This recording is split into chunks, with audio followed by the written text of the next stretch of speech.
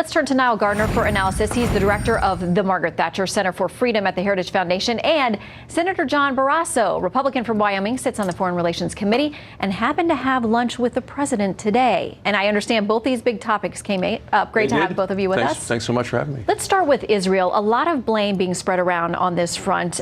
We have this tweet from Turkish President Erdogan saying, a reminder to Netanyahu, to the Israeli prime minister, Hamas is not a terrorist organization and Palestinians are not terrorists. It is a resistance movement that defends the Palestinian homeland against an occupying power. The world stands in solidarity with the people of Palestine against their oppressors. Well, we know that Hamas is a terrorist organization. Republicans and Democrats agree. Hamas tries to shoot missiles to kill people in Israel. President Trump did the right thing. He promised to move the embassy from Tel Aviv to Jerusalem. The last three presidents have made that promise. President Trump made it happen. There's bipartisan support for what he has done. And this is all on Hamas, what they're doing from the Gaza area. They're inviting this sort of activity. I think it's terrible, but this is their business model, to try to kill the people in the state of Israel. Well, and Niall, there are reports tonight that Hamas was encouraging with loudspeakers their people to go and approach these barricades in areas. We've all been there and seen the borders, that they were told that the Israelis were retreating, that they should press forward. And there are now, a number of leaders, including Israelis, of course, saying tonight that Hamas is sacrificing its own people, but the leadership seems to be unafraid. Absolutely. And Hamas is certainly a terrorist organization. It's committed to the destruction of Israel. And without a doubt, these protests, these demonstrations, these riots were used by Hamas in order to try and strike directly against Israel. But clearly, Hamas has no concern whatsoever for human life. And so, as one magazine, the Weekly Standard, put it, the protesters were used as sort of suicide rioters, actually. And Hamas has absolutely no concern whatsoever for the well-being of the Palestinian people. This is a terrorist organization backed by Iran, and an organization that poses a deadly threat to Israel. Israel is absolutely right to defend itself, to take action against this brutal and barbaric terrorist movement. Yeah, and we'll talk a little bit more about it with our panel coming up a little bit later, how the media has been covering the two sides of this conflagration. Let's turn to North Korea, because continuing to have breaking news, I want to read exactly what we have here tonight. The Wire's reporting that North Korea's first vice foreign minister says the country has no interest in a summit with the U.S.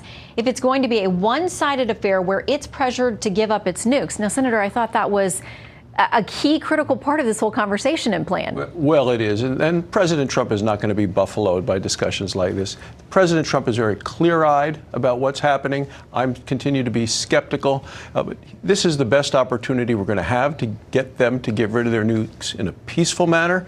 But the president knows, as he said, may work, may not. He's committed to trying to make it work, but he's not going to be taken in. What was his attitude or your sense of how he was feeling on this particular topic today during your lunch that you had? I mean, I know that this news is late, but at least at that point, moving forward with the summit. Yeah, well, he was hoping that things would work out. He knows they may not, but he's hoping that they will. He was happy with the release of the hostages who came home last week. He went to meet them at the airport. So he's continuing to look at this as something that we can do. He knows that North Korea and nuclear weapons make the world less safe, less secure, less stable. He wants to remove nuclear weapons from the entire Korean peninsula. It's a noble goal. He has cooperation from countries around, including help from China. That's a big part of it.